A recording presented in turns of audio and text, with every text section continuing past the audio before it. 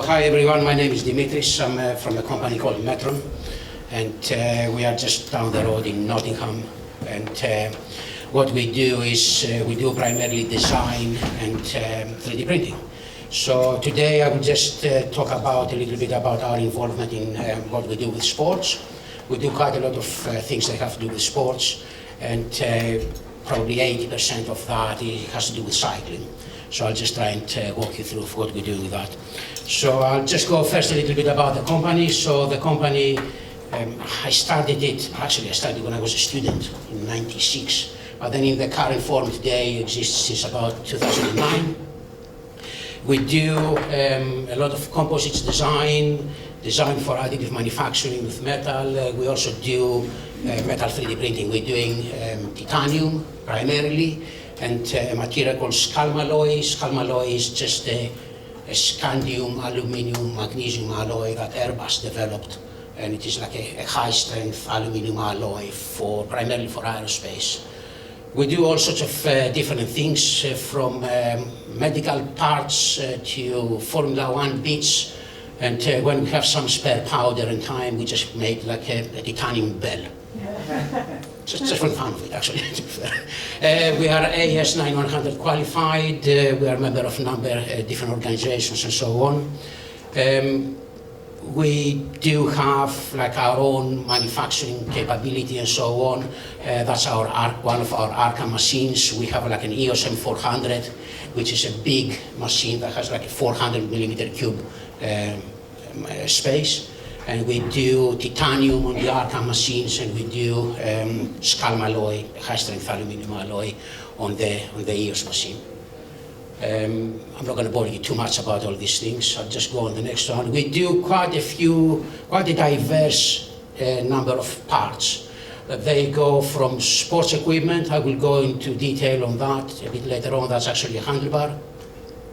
To things that they have to go. These bits they were going on to America's Cup boat, I think it was about 4 years ago, if I remember correctly. Medical stuff and even some art. If you can believe it, that is like a 3 kilo solid lump of titanium that we did for somebody for us, a piece of art, actually. So don't ask me what it is, I don't know. If anybody's into art, you tell me what that is, but yeah. So it was for an artist in London, and we just made 4 of those, actually.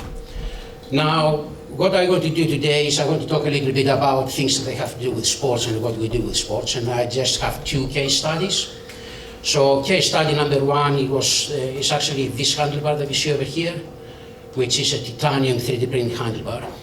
So that was one of my early projects. Actually, this is the main reason why I got involved into things that they have to do with 3D printing. So my personal background is actually in composites. I've been in composites for about 30 years or so. So for me, it was like a natural development to go into 3D printing, because with composites you can do all these flowing organic shapes and so on. And I didn't know really how you can do this thing in metal till I discovered metal 3D printing.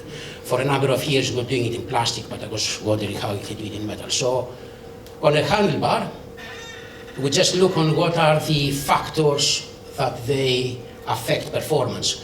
And of course it's aerodynamic drag, it's the weight, and it's also rider comfort and fit. So when you look on all these things, you say, okay, how can I collect all my information to do that design? And to do that design, what we do, we just do a combination of scanning and pixels. We have a small handheld scanner. We also have like a very accurate metrology level 1, which is like a hexagon 1 with a blue laser scanner, but that is used for metrology, not scanning the riders. Then we do visualize the rider position in 3D CAD. So in effect, what we do, we put in one CAD file the picture of the bike and the rider on the background, the 3D scan, the CAD of the actual bike, and then we try to fit around all these with the rider and design the handlebar to match the geometry of the rider. And you can see a little bit of that over here. This is actually one of the very early versions. We tend to do this in Rhino. Rhino is actually very good to put all these things in. You can put, we use primarily Rhino and SolidWorks. And in Rhino you can put mesh, you can put background pictures, you can do sketches, you can do all sorts of things. So we tend to use Rhino for that. We tend to use SolidWorks for things that have to do with stress analysis and classic engineering and so on. So what we do then is we just take the 3D CAD design and we just go through a number of loops of design, do FEA, go back, design, do FEA, and so on and so forth. We also do, we actually subcontract out CFD, computational fluid dynamics, which is aerodynamics on a computer, if anybody is inclined towards that direction. So in effect, what we do, we try to optimize the geometry of the handlebar. The game today is not anymore to reduce the drag of the individual components. The game today is how you can use and modify the geometry of the bike to drop the overall drag of the bike and the rider. Okay? We're going to see an example a little bit further down. So that's images from the CFD. So this is actually the original handlebar, which was like a carbon fiber bar with some aluminum parts over here. And that is part of the CFD with some of the slices of what is happening when the airflow hits components and where the wake of that component hits what other component, and how you can use the interaction between parts to drop the drag of the whole package. A lot of people, they try to drop the drag of the bike. I don't think there's any bike racing out there. There's bike and rider racing. So we try to optimize the whole thing. So when we do the CFD and so on, then there is, of course, the stress analysis. You try to take material away from the areas which they don't have very high stresses and move it onto areas that they do have high stresses. So this way you can actually optimize the weight and the strength and the stiffness. Of course, when you make something, you have to test it. So this is actually on a fatigue test machine. The component that was designed was manufactured in 3D printing in titanium, actually, this one. And it went onto a fatigue machine, and it has a series of tests that it needs to pass. Now, this is very important for us because, if I just stay on this one for a minute, it's very important for us because our clients, they are Olympic level riders and Tour de France level riders. You may never heard of us as ordinary bike riders, but I'm sure you probably heard of the likes of, in the past, of like, I don't know, Chris Hoy, Bradley Wiggins, or Chris Froome, and a number of other riders. They won a number of events on these components. Now, why use 3D printing? You may say you can make a carbon fiber part, and in theory you can make it lighter. I'll come back to that in a minute. But one of the reasons is you have like unparalleled design freedom. This is the original design that we did for the world record Bradley Wiggins he was about to do in 2015. And actually, the guys here in Sheffield University, they made it for me, thank you very much. And that was like version number 1. That is the actual race version. This is the modified version that it went onto the road bikes, and so on and so forth. So, so far, actually, this is a little bit old. We're close to 200 handlebars that we made so far. Now, you go on, you do all the fancy aerodynamics on a computer, and CFD gives you all these pretty pictures over here. You say, what am I going to do with this? So these lines are actually very good to visualize what is happening on the interactions between the parts of the front and the body of the rider. Some people, they may saw the bike British cycling was riding last year in the Olympics with a very wide fork and very wide seat stays. That was, again, for aerodynamics, it was optimized to work with the rider. In this particular case, what we did with this is we looked onto what you can do with this area of the bike. This is Filippo Ganna. He raced on the bike that I have hiding behind there, which I will show you in a minute. This is actually from the world record effort that he did on the 8th of October. And if you look on these are what we call the risers, the bits that are actually connecting the arm pads to the handlebar. And you can see they are not straight. They have these complicated shapes because they are designed to interact with the rider. And the aero guys that designed this, they came to us and within a week was on his bike and he was riding it. If you're going to make this in carbon fiber or any other method, you just simply wouldn't be able to do it. Okay? So this is like one of the reasons why additive manufacturing works well for this. Now, 2016 and 17, Chris Froome, he won the Tour de France on this bike, which this is also our design, but that's a 3D printed handlebar. 18, Geraint Thomas, our 3D printed handlebar.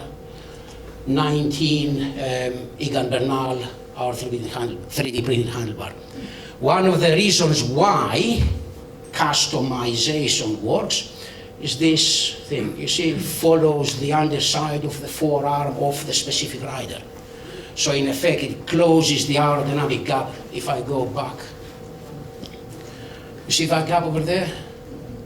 You have the airflow hitting there, creates some turbulence, and then it goes into empty space, and then it hits something else again. Whereas, I think that picture over here demonstrates it quite well on how you close that gap. And that is actually one of the ways why this manufacturing technique is useful. You 3D print it and you can keep changing it every single time for every single rider. Second case study, so you did again your fancy CFD and you came up with something that on the bike frame you may have some difficult geometry to create. That is going to be potentially what they call these tubercles. So this is like 3 out of, I don't know, 15 or 20 geometries that we tried. And we figure out that one of them, I think the winning one is not actually on this picture. So one of them was actually working quite well. So this is these little bumps over here, what they do, a bike on the track, the bike and the rider in general, they see airflow head on. So in theory, you don't really need to do much, but this is actually the seat tube and the seat post. You have the legs of the rider going up and down at roughly 100 RPM next to this seat tube and seat post structure. So in effect, the airflow keeps waving at every pedal stroke. So these parts of the bike, they never really see head-on flow. They always see the airflow coming from some sort of angle. Quite high angle of attack can easily be 20-25 degrees. So then it becomes a point on how do you make sure that the airflow reattaches. Because when the airflow detaches, you're creating a low pressure vacuum behind it, in effect. And that actually creates drag. So we found that using this pattern over here, or a pattern like that, actually helps the airflow attach. Reattach and gives you a lot of performance improvement. How do you make it? You can 3D print it. And I have one here for you. That's a Blue Peter moment.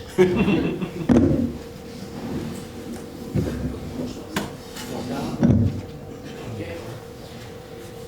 Right.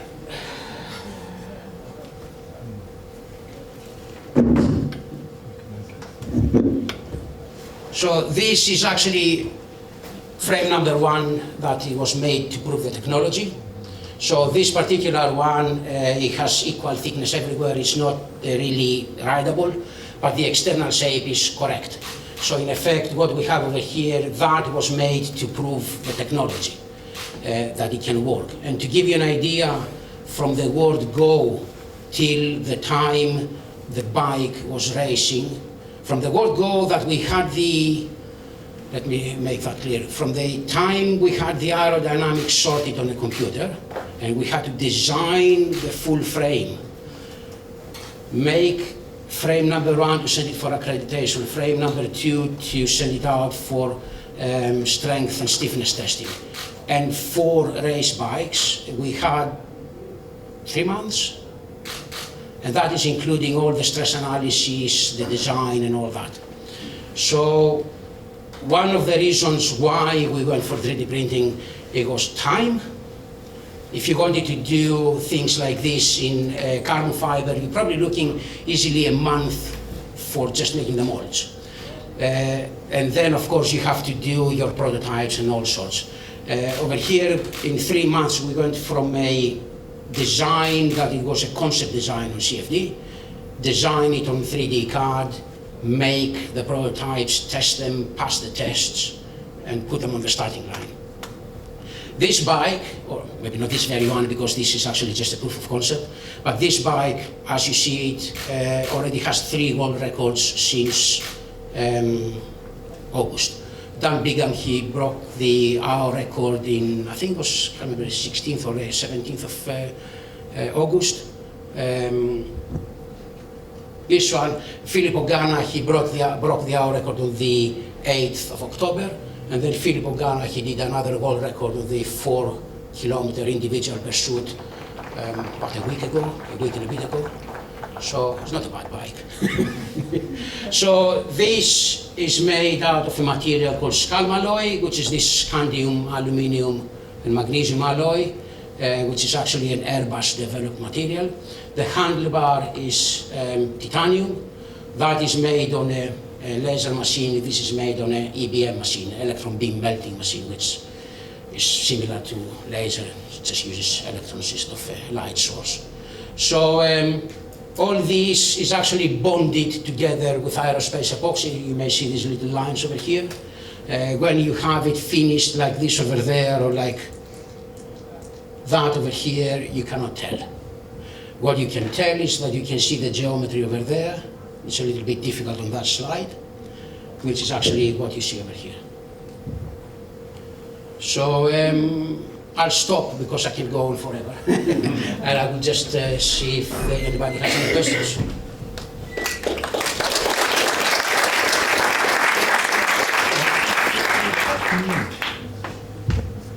Yeah, it was just, that's super interesting. I was really interested when you talked about the aerodynamics and the comfort.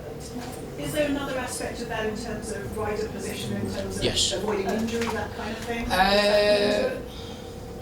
Usually, the avoiding injury is an interesting point because quite a few times when you work with the aerodynamicists, they will put you in a really uncomfortable position and you simply cannot hold it. So it is not uncommon at all that people, they will go into a wind tunnel, work out a position that is super aerodynamic, but then it's not possible to hold it in real life.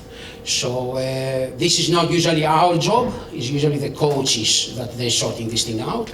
And what we're doing is we're taking the position the coaches worked out and make a bike to fit in effect. So it's not our business, it's the coaches primarily.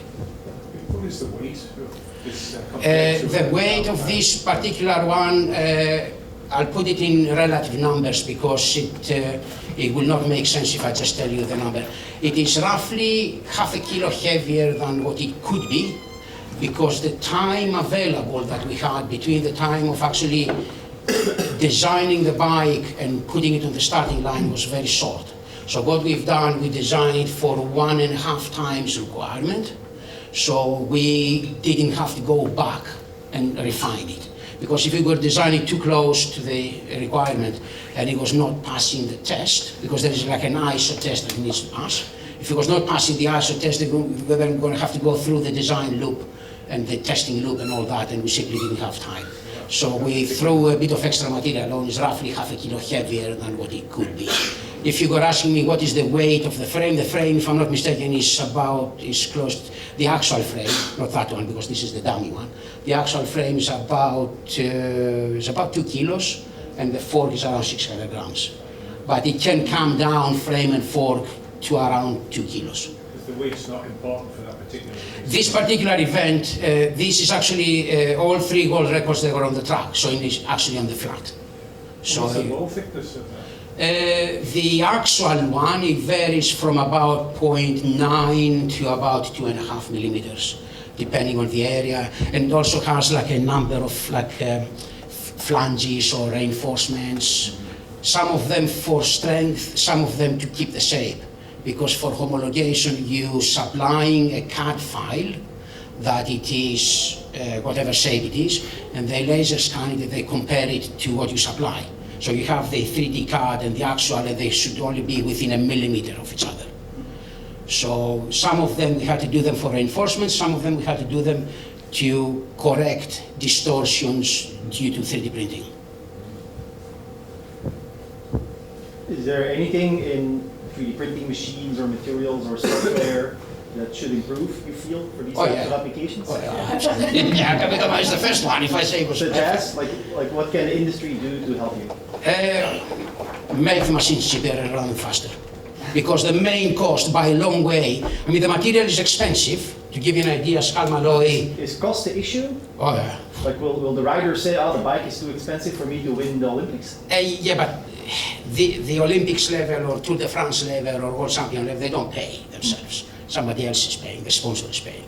But I think this bike is available via Pinarello for, if I'm not mistaken, the frame and the fork is 33,000 euros. If you're serious. And okay, this is, probably 80% of that is machine amortization cost. Because this is made on an EOS M400, which is about £1 million. And if you work out the amortization of that, you're paying probably 80% of the price of the component is the machine amortization. So, yeah. So make the machines faster so it takes 5 days to make a machine. 5 days on a £1 million machine, do your calculations, you will find what is just amortization cost before you throw material in, which is 200 pounds a kilo. So, yeah. So what you can do, make machines cheaper and faster, please. We'll take one more question. Yeah. So if somebody pays £33,000, do they get a fit up for the bike? Is the design optimised for their own body as well? For the time being, the way it works is there is a range of sizes. The future plan, it will be, we're working on that, but it's early days. The future plan is you can scan somebody or you can photograph somebody, and a piece of software will work out what is your frame size, manipulate a template, if I can call it, to fit you, do a build arrangement, and you press the button and it comes out the other side. Just for my wife's, since Christmas is coming. Yeah. we can arrange something. Excellent. Okay. Final round of applause.